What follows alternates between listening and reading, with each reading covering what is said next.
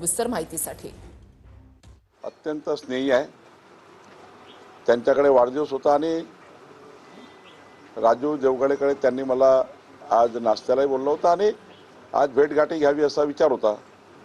तर मी राजू देवगडेकडे भेट दिली असता तेथील काँग्रेसच्या कार्यकर्त्यामध्ये एक गैरसमज निर्माण झाला की मी तिथे प्रचार वगैरे प्रसार वगैरे काही वेगळ्या कारणाने आलो। त्यामुळं मला असं वाटतं की त्यांचा गैरसमज होता। कुठल्याही पद्धतीने त्या ठिकाणी वेगळा हेतू नाही। विकास ठाकरे तिथल्या शहराध्यक्ष आहेत, त्यांनी त्या ठिकाणी बघितलं। त्यामुळे मला असं वाटतं आता तो विषय संपलेला आहे। पालकमंत्री म्हणून या ठिकाणी भेटीगाठी घेणे, त्या ठिकाणी जाणे ही जबाबदारीच आहे। त्यामुळं तेथे जो गैरसमज झाला तो मला वाटतं संपला असेल। औचित्य एवढंच होतं की राजू देवगडे फारच माझ्या जवळच्या त्यांच्याकडे गेलो होतो।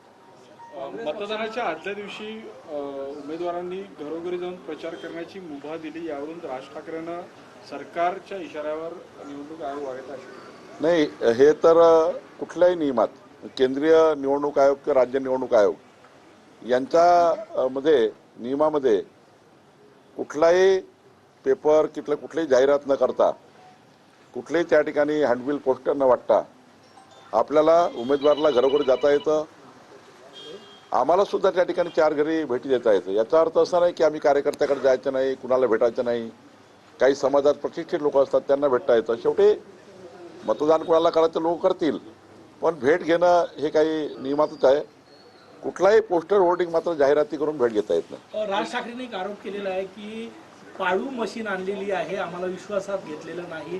त्या वाक्याचा अर्थ कसा काढता? कारण की उद्या मतदान आहे, परवा निकाल आहे, त्याच्या आधी ईव्हीएम हे पाडू मशीन आणलंय बा आम्हाला हरवण्यासाठी आणलं। जेव्हा काँग्रेस उद्धवजी किंवा त्यांना असं वाटतं की आमचा पराभव होणार आहे, पराभवापूर्वीची तयारी आहे। मशीनवर दोष देणे, ज्या ठिकाणी काँग्रेस जिंकते त्या ठिकाणी मशीनवर दोष देत नाही।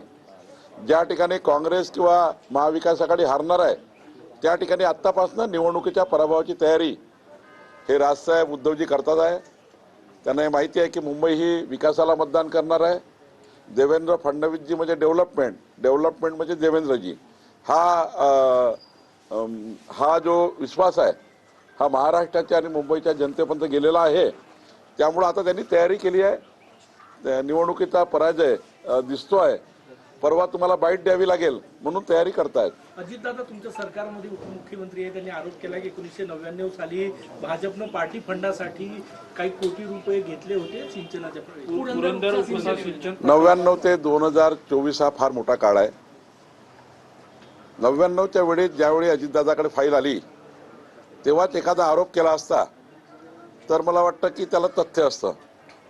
पण आता इतक्या उशिरा हे सांगून किंवा अशी फाईल आली होती त्यामध्ये असं लिहिलं होतं, जनता याला विश्वास करत नाही। अजितदादाकडून या अपेक्षा नाहीच आहे।